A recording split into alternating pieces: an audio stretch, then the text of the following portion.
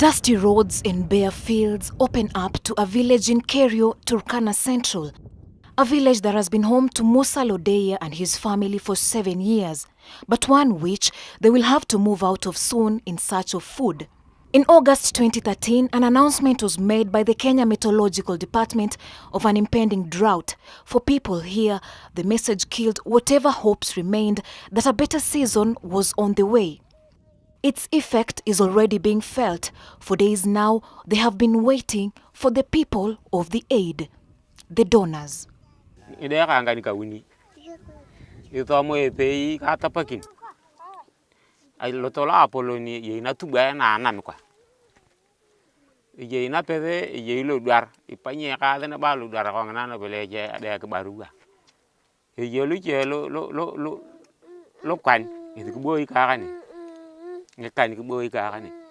Mamro bere bere nyi me ben kwa la tete akamata kona ayongona wi na ta kona ko ta nane da tira de la akomo bita ngro nguni kwa na je ka den ka leo rana ro che chungwa la tau ka pelan pede kya gitu kai ko ka tara ka nyami tara ba ko rar bon yarnan kana ka kintingi sia kane ngezi nyami tingi na bor jingna kar kaya.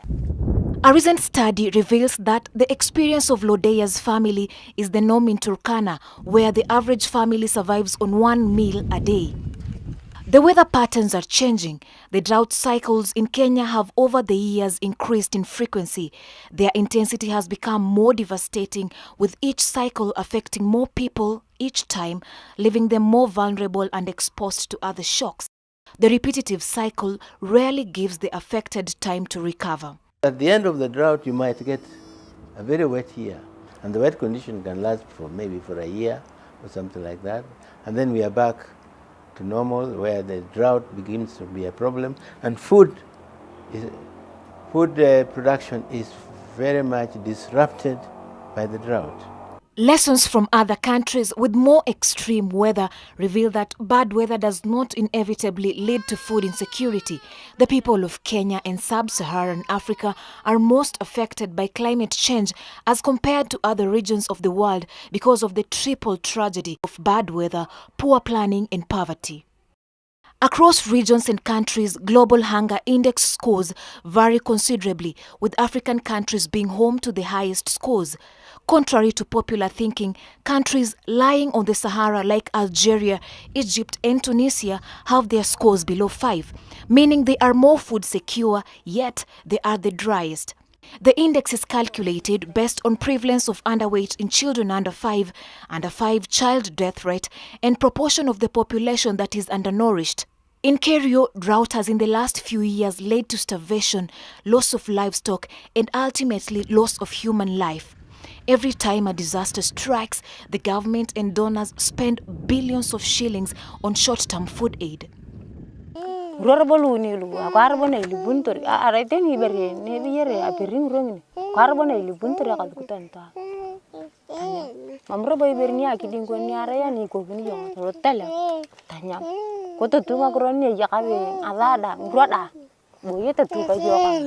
The government has not been really has not come out to support the county.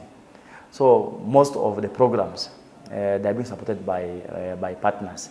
We don't have to wait until people start dying, then we go to the television and look for help, because we can actually help ourselves.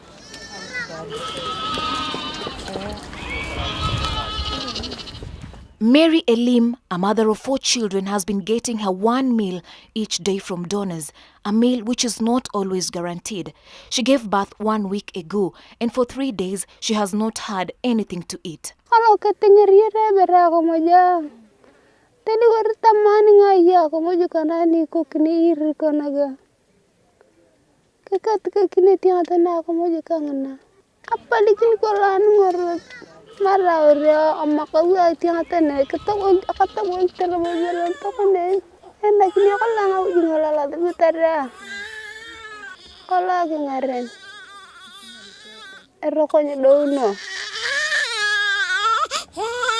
Too weak to hold her baby, Mary cannot even breastfeed. A relative passes by once in a while to feed the baby with goat milk if it is available.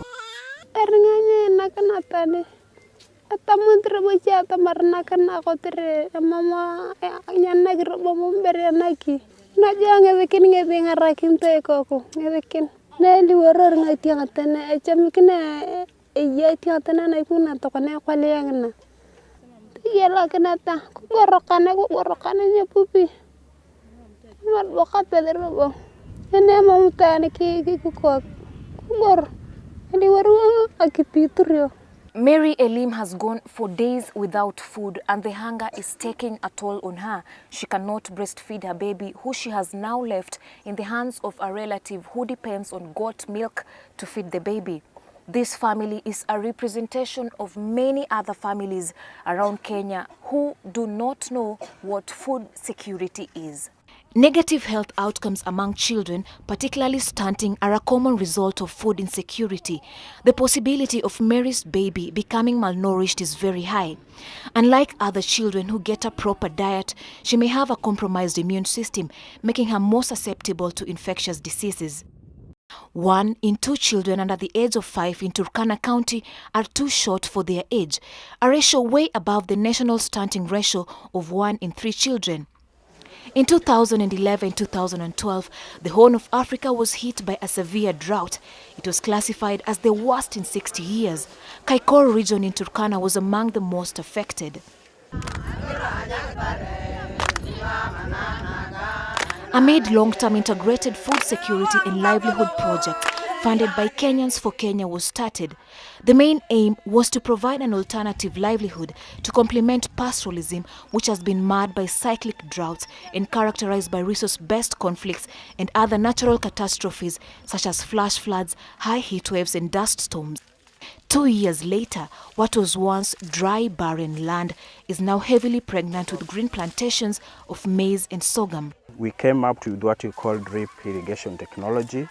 The community is able to plant maize, they're able to plant sorghum, they're able to plant butternuts, they're able to plant watermelons. And as you can be able to see in the background is that as at now, the community can be able at least to get some food to put on their table.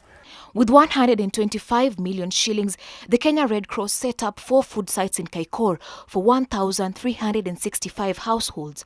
In the same year, USAID distributed food aid worth 11.5 billion shillings, which was used to feed millions of starving Kenyans. For any government, short-term food aid should always be there. In fact, one should not disparage aid from outside. It may not always be the best, but it makes a whole lot of difference. To provide for all the 125,000 households in Turkana, it would cost 13 billion shillings. When you do food distribution, actually it's a very, very expensive process. And then in the long run, it's not sustainable. We also need to link relief to long-term developmental projects. Unakula matunda. Matunda hiyo nikitoa msituni kuleta kupika paka jioni bila kuonja. If you go to Israel, it's a lot drier than what we have here, and they have got very limited water because they don't have too much rain, but they have done so much irrigation. They even can grow crops in the real hot desert, and sometimes they can even use slightly salty water for irrigation. Kenya has made significant efforts towards developing drought management-related policies, with most being formulated up to draft stage. But little progress appears to have been made towards moving them towards legislation. But as the county Department of Health, as I know as of now, there's no money that has been set aside for nutrition. But just that day we are trying to prepare something for an emergency. If any plans are there, they are still on the drawing board. We intend to initiate the use of the aquifers that we have in the county, the 4 of them, and also the rivers that we have, Kerio and Takwel River. We are also proposing that if at all we can control the river Kawalathe, then we can also produce food from that river. barabara ng'ombe. For Musa Lodeya, on the other side of the vast county, it is time to find his children something to eat. He makes his way into the forest to get the only available thing for them to eat, the wild mkoma fruit.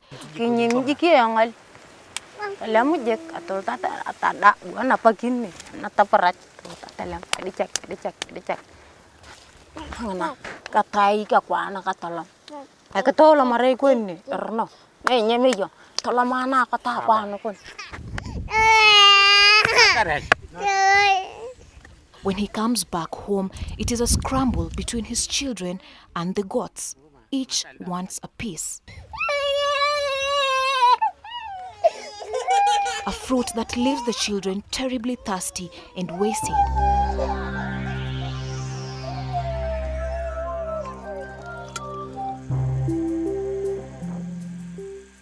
As the sun sets over Turkana, Kenya makes a step away from achieving its goals on child mortality, and Lodeya prays that a wind of change will soon blow their way. Masi Juma, NTV.